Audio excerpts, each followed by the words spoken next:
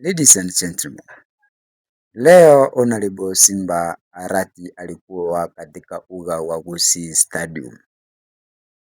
Kwenye maongezi yake, kumbuka ya kwamba alikuwa anaendeleza uzinduzi wa tractors ambazo zitasaidia wananchi wa Kisii katika kuimarisha miundo msingi na kilimo ambavyo ni uti wa mgongo katika eneo hili.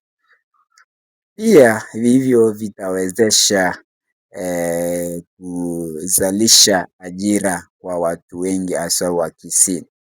Ila kwenye maongezi yake, Simba Arati alisema ya kwamba kuna watu ambao wanaongea vibaya kumuhusu.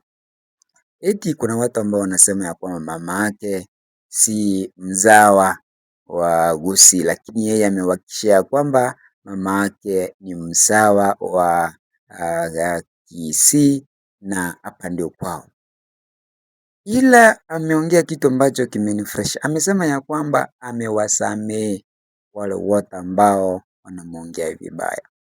Na Simba Arati amesema ya kwamba iwapo hawa watu ambao wanatembeza Fred Matiang'i kila sehemu watampatia flag bearer, basi yeye atauza Range Rover yake kwenye ili kuhakikisha ya kwamba anamfanyia kampeni Fred Matiang'i.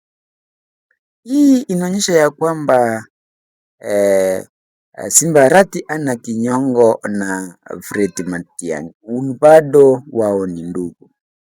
Na nataka ukumbuke ya kwamba kuna wakati ambapo Fred Matiang'i alishambuliwa na polisi. Kuna kipindi ambacho polisi walienda